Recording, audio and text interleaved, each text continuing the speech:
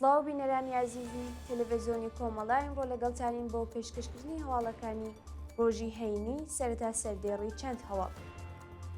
ڕێزگرتن لە یادی نگین عەبدوڵڵاهی لاقووروە، چالاکی دایکانی دادخوازی کوردستان لە ڕۆژی جیهانی بەرەنگاربوونەوە لەگەڵ سزای ئێعدام، مانگرتن لە خواردنی وریشە مرادی لە زیندانی ئەڤین، هێرشی هێزەکانی ڕژیم بۆ سەرماڵی دوو چالاکی مەدەنی و سنفی لە شاری سنە، گیان لە دەستدان و برینداربوونی 6 کرێکار لە چەند شاری ئێران و کوردستان، لە سێدارەدانی پێش بەندکراو لە زیندانەکانی ورمێ و شیراز، درێژەی مانگرتنی کرێکاران لە مادەنی چادورمەلو و یەزد، بەبارمتەگرتنی بنەماڵەی چالاکانی سیاسی لە مەشهەد، دەست بەسەرکردنی 4 چالاکی کرێکاری و مەدەنی بەلوچ لە نەهاوەند و زاهدان، و کۆبوونەوەی ئێرانیانی هۆلەندش بە کۆماری ئیسلامی.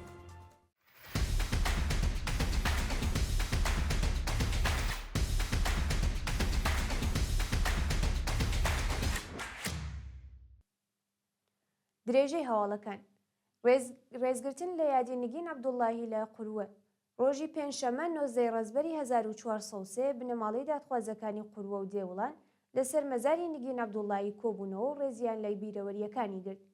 بەپێی وێنانی بەدەستمان گەیشتووە بنەماڵەی هەمیشە زیندوو نگین عەبدوڵڵاهی لە گیانبەختکردووانی شۆڕشی ژینە لە شاری قوروە هاوڕێ لەگەڵ بنەماڵەی دادخوازەکانی قوروە و دێوڵان لەسەر مەزاری کۆبوونەوە و وێڕای ڕێزلێنان لە یاد و بیرەوەریەکانی پەیمانیان لەگەڵ ئاوات و ئامانجی هەموو گیانبەختکردووانی ڕێگەی ئازادی و بەرابەریدا نوێکردەوە. چالاکی دایکانی دادخوازی کوردستان لە ڕۆژی جیهانی بەرەنگاربوونەوە لەگەڵ سزای ئێعدام. کۆمەڵێک لە دایکانی دادخوازی کوردستان ڕۆژی پێنجشەممە 19 ڕەزبەر دژ بە سزای ئێعدام لە ئێران چالاکیان ئەنجامدا. بەپێی هەواڵی گەیشتوو دایکانی دادخوازی کوردستان هاوکات لەگەڵ ڕۆژی جیهانی بەرەنگاربوونەوە لەگەڵ سزای ئێعدام با کۆبوونەوە بەدەستەوەگرتنی تراکت سەبادنی سزای زیندانیان بەسەر شەریفە موحەممەدی و فەخشان عەزیزی ئیدانە کردو و خوازیاری هەڵوەشاندنەوەی سزای سێدارە لە ئێران و ئازادی هەموو بەندکراوانی سیاسی بوون. مانگرتن لە خواردنی وریشە مرادی لە زیندانی ئەڤین. بەیانی پێنجشەممە 19 ڕەزبەر وریشە مرادی بەندکراوی سیاسی ڕاگیراو لە زیندانی ئەڤین لا ناڕەزایەتی بە ئێعدامی بەندکراوان و بێبەشکردن لە مافە سەرەتاییەکانی مانی لە خواردن گرت. بەپێی راپۆرتی کانونی مافی مرۆڤی ئێران وریشە مرادی هاوکات لەگەڵ ڕۆژی جیهانی بەرەنگاربوونەوە لەگەڵ سزای ئێعدام بە مەبەستی دژایەتیکردن لەگەڵ ئەو سزانە مرۆڤانە، هەروەها بێبەشکرانی لە مافی پەیوەندی تەلەفۆنی و چاوپێکەوتن لەگەڵ بنەماڵەکەی مانی لە خواردن گرتووە. جێگای ئاماژەیە کە دووهەمین جەلسەی دادگاییکردنی وریشە مرادی لە ڕۆژانی ڕابردوو بەڕێوەچووە و قازی پەروەندەکەی ڕێگەی بە ناوبراو نەداوە بەرگری لە خۆی بکات و ئیجازەی نەداوە پارێزەرەکەی قسە بکات. هێرشی هێزەکانی ڕژیم بۆ سەرماڵی دوو چالاکی مەدەنی و سنفی لە شاری سنە.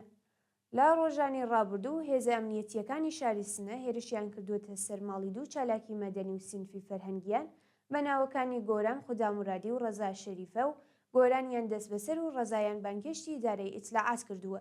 بەپێی زانیاریەکان ڕۆژی دووشەممە 16 ڕەزبەر هێزە ئەمنیەتیەکانی شاری سنە هێرشیان کردووەتە سەرماڵی گۆران خودامورادی و ناوبراویان بەوێ بەڵگەی قەزایی و بە توندوتیژیەوە دەست بەسەر کردووە.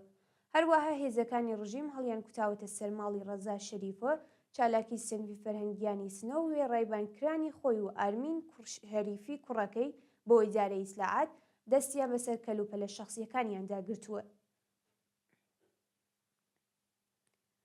یان لە دەستدان و برینداربوونی 6 کرێکار لە چەند شاری ئێران و کوردستان. ڕۆژی پێنجشەممە 19 ڕەزبەر لە ئاکامی ڕووداوێکی کار لە شاری بەندەرلەنگە، پیرانشار، ئیسفەهان و باغمەلیکی خۆزستان 3 کرێکار گیانیان لەدەستدا و 3 کرێکاری دیکەش بریندار بوون. بەپێی راپۆرتەکان کرێکارێکی بە ساڵاچووی تەمەن 62 ساڵ و خەڵکی پیرانشار بە ناوی ئەحمەد سالک بەهۆی بەربوونەوە لە بەرزایی گیانی لەدەستداوە. لەلایەکی دیکەوە کرێکارێکی پاکبان لە شارەداری موبارەکی ئیسفەهان بە ناوی جەماڵ قەرەگوزلۆ بەهۆی دەرکردنی چەند جار لەسەر کار و نەدانی هەقدەست خۆی کوشتووە. بە وتەی چالاکانی مەدەنیە و کرێکارە زەحمەتکێشە خێزاندار و باوکی دوو منداڵ بووە و بەهۆی هەژاری و گوشاری مەعیشەتی لە ڕێگەی خۆکوژیەوە کۆتایی بە ژیانی هێناوە. لەلایەکی دیکەوە بەهۆی چەقینەوە لە معدەنی بەردی باغمەلیکی لە خوزستان 3 کرێکار بە سەختی بریندار و ڕەوانی نەخۆشخانە کراون. لە شاری بەندەر لەنگە هەروەها کرێکارێکی گەنج بە ناوی محەممەد عەبدولمەلیکی لە کاتی نۆژنکردنەوەی بەلەمی ماسیگیری بەهۆی چەقینەوەی کەپسولی گاز گیانی لەدەستداوە. لە سێدارەدانی 5 بەندکراو لە زیندانەکانی ورمێ و شیراز. ڕۆژی سێشەممە و پێنجشەممە 19 ڕەزبەر حکمی ئەدامی 5 بەندکراو لە زیندانەکانی ورمێ و شیراز جێبەجێکرا. بەپێی راپۆرتەکان ڕۆژی پێنجشەممە 2 بەندکراو بە ناوەکانی ئەسعەد فەرهەنگە، خەڵکی سەقز و بورهان ئەنساری خەڵکی بۆکان لە زیندانی ورمێ لە سێدارە دراون. شایانی باسە کە بورهان بە تۆمەتی کوشتنی بە ئەنقەز ئێدام کراوە، بەڵام ئێدامی ئەسعەد بەنهێنی جێبەجێ کراوە و هۆکاری لە سێدارەدانی ڕوون نییە. لەلایەکی دیکەوە ڕۆژی سێشەممە 3 بەندکراو بە ناوەکانی یاسین ئەمیری، سوهەیل حەبیبوڵڵاهی و ئەزغەر قوربانی بە تۆمەتی پەیوەندیدار بە مادەی هۆشبەر لە زیندانی شێراز لە سێدارە دراون. درێژەی مانگرتنی کرێکاران لە مادەنی چادورمەلو یەزد. ڕۆژی پێنجشەممە 19 ڕەزبەر کرێکارانی شاغڵ لە مادەنی چادورمەلو یەزد بۆ چەندمین جاری بەردەوام لە ناڕەزایەتی بە جێبەجێ نەکردنی داخوازیەکانیان کۆبوونەوە. بەپێی راپۆرتەکان کرێکارانی شاغڵ لە بەشی بەرهەمهێنانی ئاسفالتی شیرکەتی چادورمەلو پەیوەست بە مانگرتنی کرێکارانی معدەن بوون و لە کۆبوونەوەیەکی هاوبەشدا خوازیاری پێدانی داخوازیەکانیان بوون. کرێکارانی ناڕازی داوا دەکەن هەڵدەستەکانیان بەپێی ڕێژەی هەڵاوسان بڕواتە سەرەوە و حەقی بیمەکانیان بە ڕێکخراوی تامینی اجتماعی بدرێت. بە بارمتەگرتنی بنەماڵەی چالاکیەکی سیاسی لە مەشهەد. ڕۆژی پێنجشەممە 19 ڕەزبەر هێزە سەرکوتگەرەکانی ڕەژیم لە شاری مەشهەد هێرشیان کردووەتە سەر جەواد حسێنی، بەندکراوی سیاسی پێشوو بنەماڵەکەی و هەوڵی دەست بەسەرکردنی ناوبراویاندا.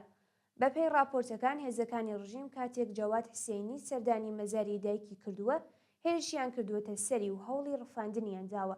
کاتێک خێزانی جەواد لەگەڵ هێزەکانی ڕژیم بەشەڕ هاتووە، بە گازی فرمێسک ڕێژ خۆی و منداڵەکانی بریندار کراون و جەواد هەڵهاتووە. بە وتەی چالاکانی مەدەنی مەشهەد بنەماڵەی ئەو چالاکیە سیاسیە لەلایەن هێزەکانی حکوومەتەوە بە بارمتە گیراون و هەڕەشەیان لێکردوون کە ئەگەر جەواد خۆی ڕادەستیان نەکات ئازاد ناکرێن. دەست بەسەرکردنی 4 چالاکی کرێکاری و مەدەنی بەلوچ لە نەهاوەند و زاهدان.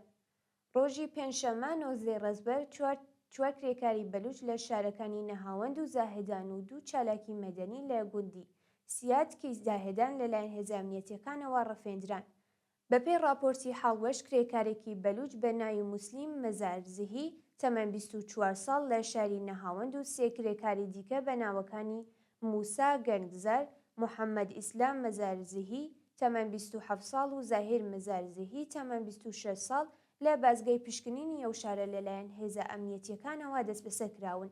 هەروەها 2 چالاکی مەدەنی خەڵکی گوندی سیاتکی زاهدان بە ناوی بنیامین ئیجباری تەمەن 18 ساڵ و ئەبوبەکر ئیجباری تەمەن 23 ساڵ لە هێرشی هێزە ئەمنیەتیەکاندا بە توندوتیژیەوە ڕفێندران و زانیاریەک لەسەر چارەنووسیان لە بەردەستان نییە.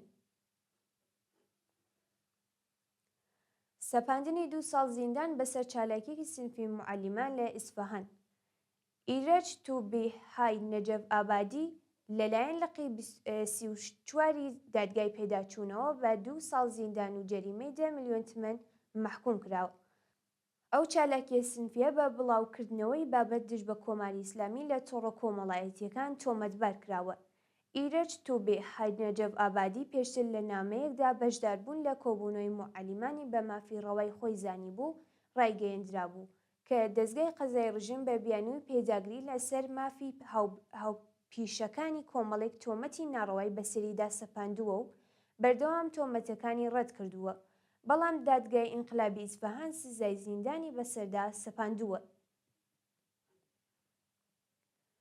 کۆبوونەوەی ئێرانیانی هولەند دژ بە کۆماری ئیسلامی. ڕۆژی پێنجشەممە 19 ڕەزبەری 1403 کۆمەڵێک لە ئێرانیانی دانیشتووی وڵاتی هولەند لە کۆبوونەوەیەکدا پشتیوانی خۆیان لە مانگرتنی بەندکراوانی سیاسی دژ بە سزای ئێدام دەربڕی. بەپێی راپۆرسەکان کۆمەڵێک لە ئێرانیانی ئازادیخواز لە شارێکی هولەند ئاکسۆنیەکیان هاوکات لەگەڵ ڕۆژی جیهانی بەرەنگاربوونەوە لەگەڵ سزای ئێدام بەڕێوە بردووە. بەشداربووانی ئەو چالاکیە وێڕای پشتیوانیکردن لە کارزاری سێشەمانەی نابۆ ئێدام و مانگرتنی بەندکراوانی سیاسی 22 زیندانیێران خوازیاری هەڵوەشاندنەوەی سزای ئێدام و ئازادی هەموو بەندکراوانی سیاسی بوون. وا دوایین هەواڵمان سەبارەتە بە گیان لە دەستدانی 20 کرێکار لە هێرشێکی چەکداری لە پاکستان. بەیانی هەینی 20 ڕەزبەر گروپێکی نەناسراو لە باشووری ڕۆژاوای پاکستان هێرشیان کردووەتە سەر معدەنێکی بەردی خەڵوز و 20 کرێکاریان کوشت و چەند کەسیان بریندار کرد. بەپێی زانیاریەکان قوربانیەکان لە معدەنێکی بەردی خەڵوز لە پارێزگای بەلوچستانی پاکستان کاریان کردووە، بەڵام گروپێکی چەکدار هێرشیە کردووەتە سەر هێرسەریان و 20 کرێکاریان کوشتووە و 6 کرێکاریان بریندار کردووە. بە وتەی پۆلیسی پاکستان هێشتا هیچ گروپێک بەرپرسیاری ئەو هێرشیان لە ئەستۆ نەگرتووە. بینەرانی ئازیز، هەواڵەکانتان پێشکەش کرا، کاتێکی خۆش بۆ هەموو لایەک.